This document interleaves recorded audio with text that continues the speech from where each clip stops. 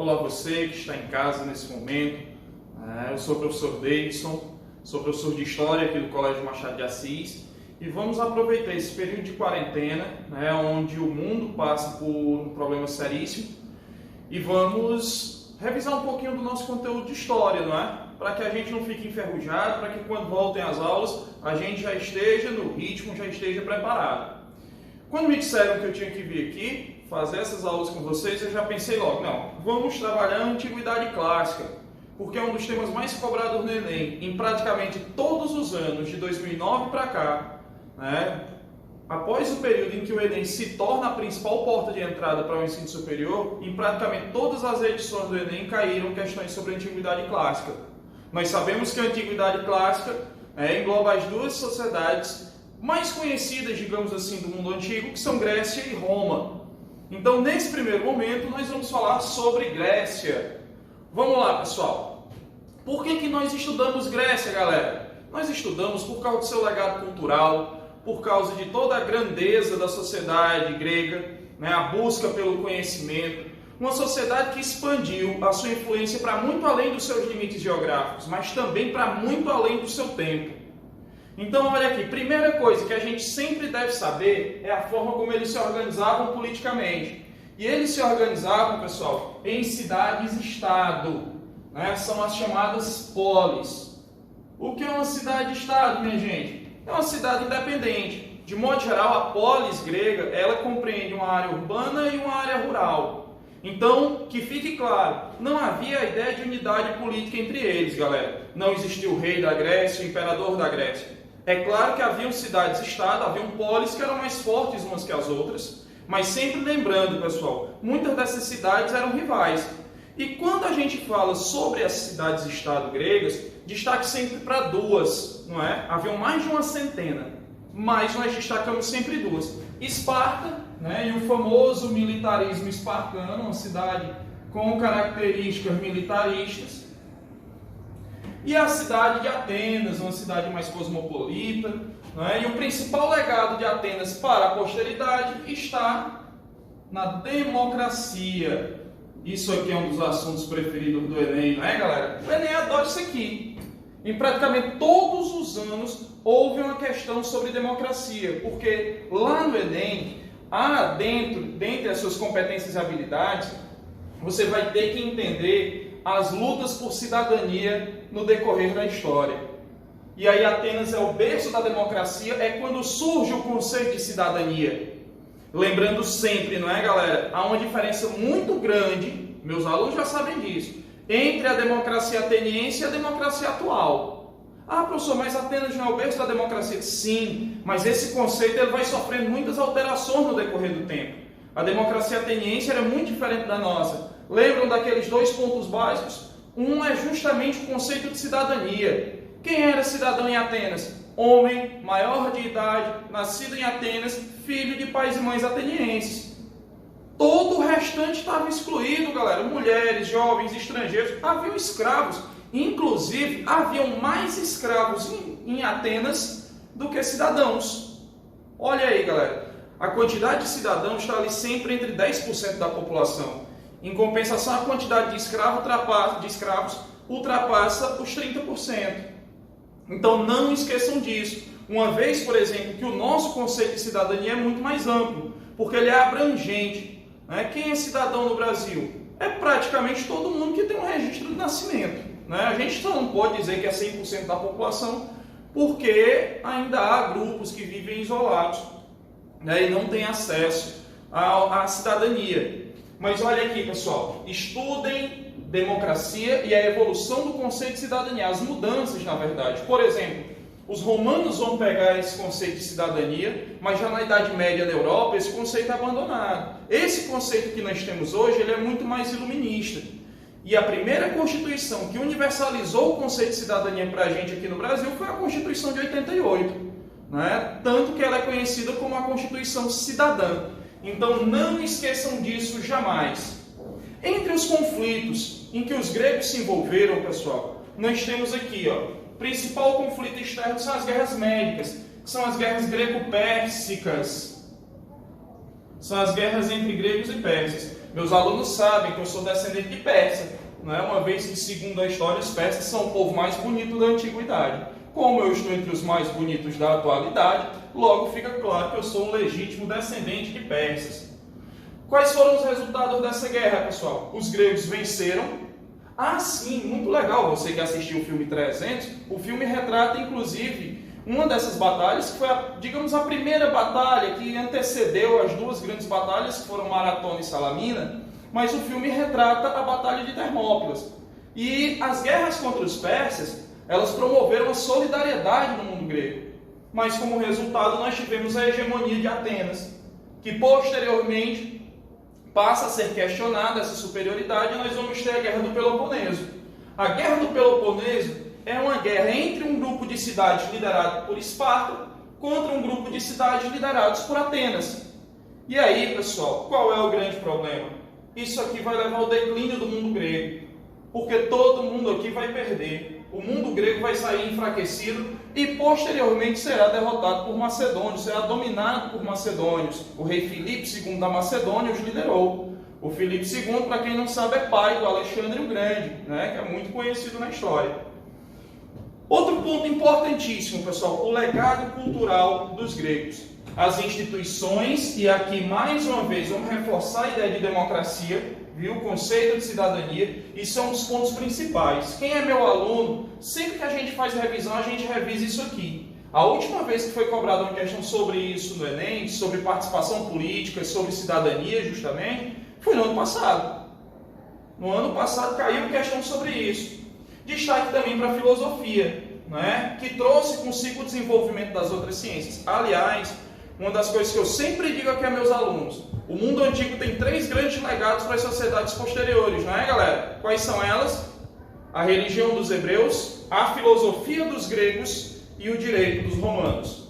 Então agora falamos sobre Grécia, sobre o mundo grego, e vamos agora falar sobre Roma. Espera aí, ó, que é só fazer assim, ó.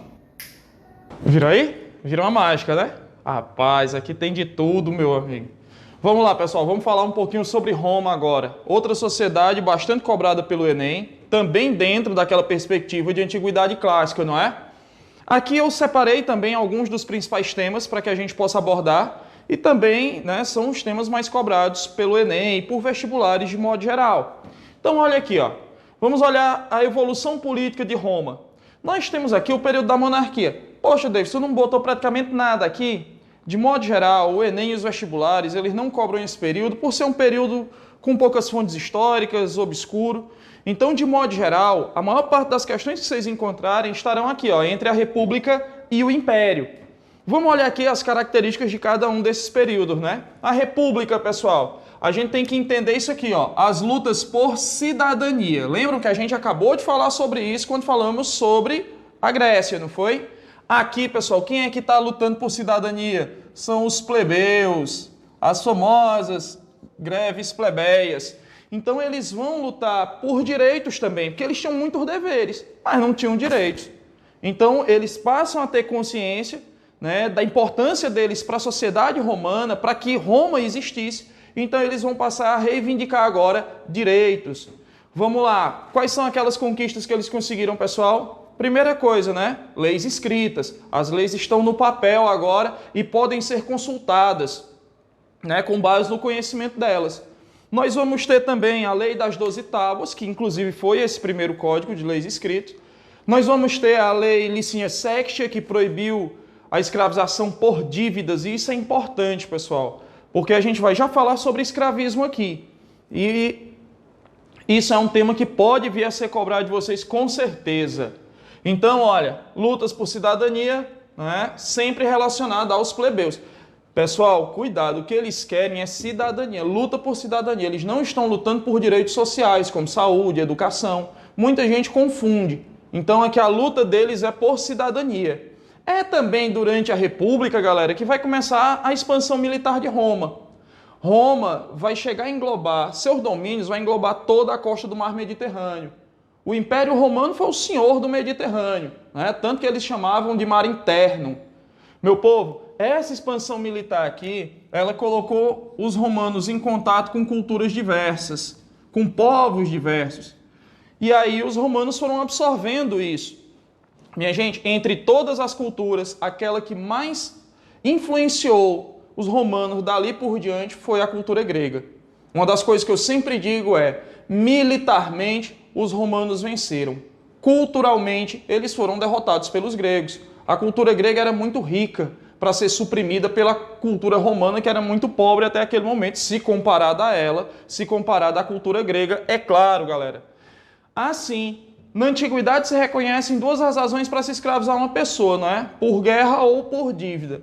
Como aqui foi extinta a escravização por dívidas, quem são os escravos em Roma? São os prisioneiros de guerra.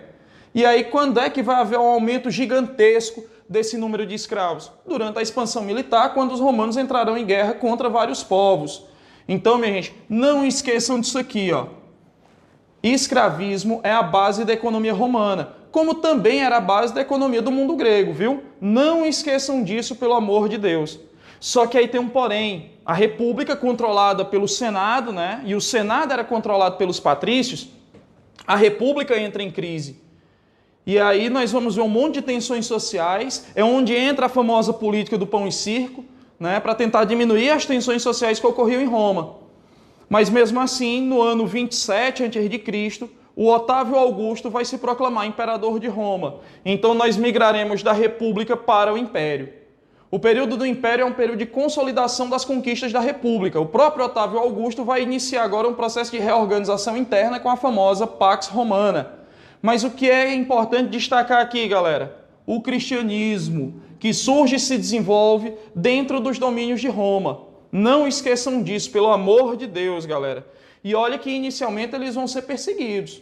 A partir do governo do Nero, em 54 depois de Cristo, eles vão ser perseguidos por causa da sua fé, por se recusarem a seguir a religião do imperador, se recusarem a servir o exército romano. Mas mesmo assim o cristianismo foi crescendo e ganhando força.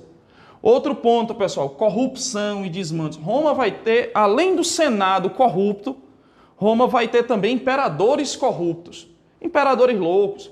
O Nero, extremamente violento, Calígula nomeou o cavalo dele senador em Roma, o Tibério gastou tanto dinheiro com festas, banquetes, que faltou moeda em Roma, ele teve que mandar falsificar a moeda romana, o próprio imperador fez isso. Isso vai levar Roma, pessoal, a um processo de crise muito lento e gradual.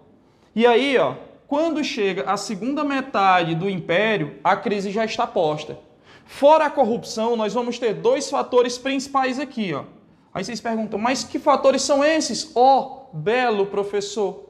Primeira coisa, pessoal, falta de escravos.